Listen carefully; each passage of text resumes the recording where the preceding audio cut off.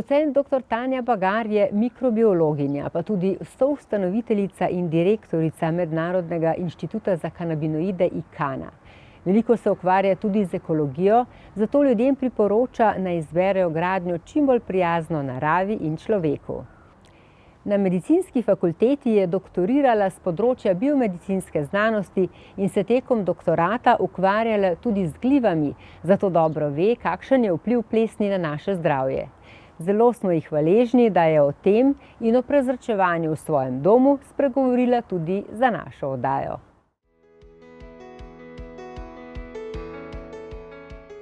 Docent dr. Tanja Bagar je bila tudi ena od letošnjih nominirank za Slovenko leta. Takole so zapisali v njeni nominaciji. Z vsem svojim bitjem se zavzema, da bi se konoplja v sklopu uradne medicine uveljavila kot ena od možnosti zdravljenja. Po vsej Evropi predava o njenih zdravilnih učinkih, je pobudnica prve ambulante za kanabinoide v Sloveniji, uvedla je tudi prvi predmet o uporabi konoplje v medicini za študente zdravstvenih ved. Njeno drugo področje delovanja pa je skrb za zdravo okolje. Tanjin življenjski cilj je vzpostaviti ravnovesje tako v okolju kot v ljudeh. Njeno delo je velikokrat nerazumljeno, a pri njem odločno vztraja. Ko enkrat vidiš učinke konoplje pri bolnikih, preprosto veš, da delaš prav.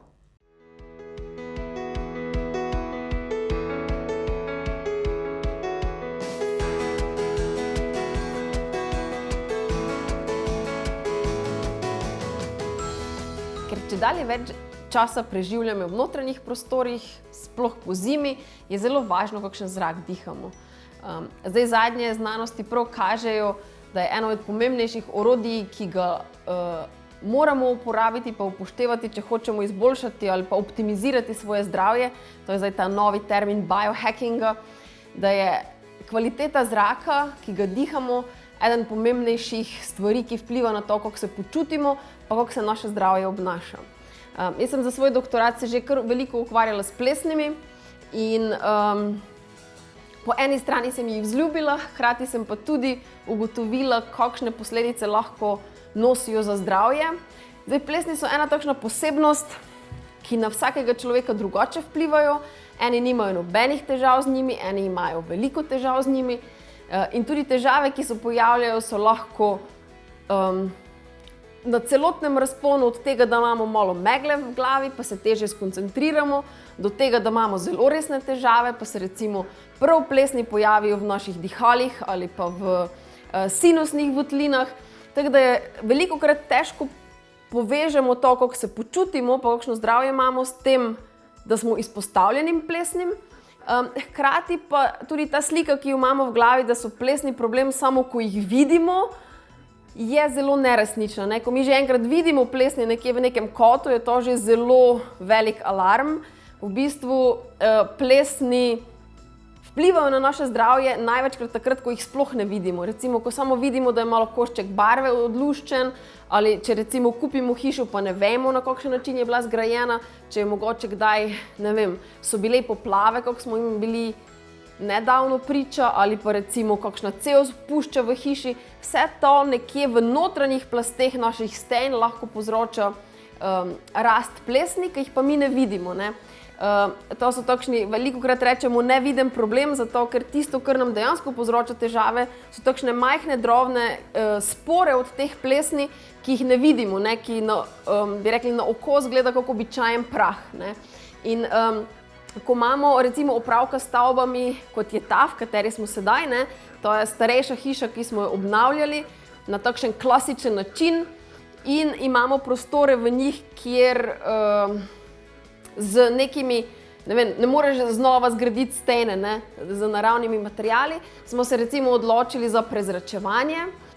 Sploh mi, ki imamo pri hiši še kar nekaj kosmatincev, ki prinesejo še s sabo kar nekaj svojih dlak in še marsičesa iz prehodov, je toliko bolj važno, da pazimo, kakšen zrak imamo, da poskrbimo, da ta zrak, ki ga dihamo, je zdrav. Tako da mi imamo 2 ogromna kosmatinca, pa še kar 4 mačke, tako da za nas je bilo še bolj pomembno, da poskrbimo, da res na nek aktiven način sodelujemo pri tem, da dihamo dober zrak, ko smo v notranjih prostorih.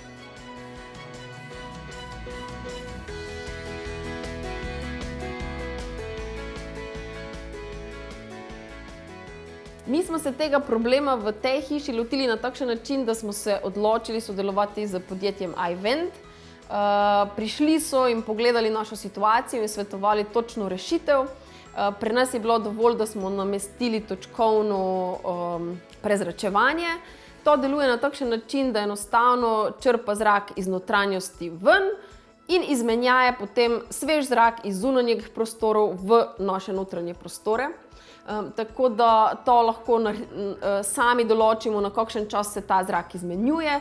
In že zdaj vidimo učinke, mi recimo v tem prostoru merimo zračno vlago in je že sedaj padla za 15 do 20% zračna vlaga. Tako da tudi, ko vstopiš v prostor, lahko začutiš, da je svež zrak, bistveno bolj, kot je bil prej. Tako da že vsekakor zdaj, recimo v tem enem mesecu, ker je to montirano, lahko opazimo bistveno boljšo kvaliteto zraka v tem prostoru.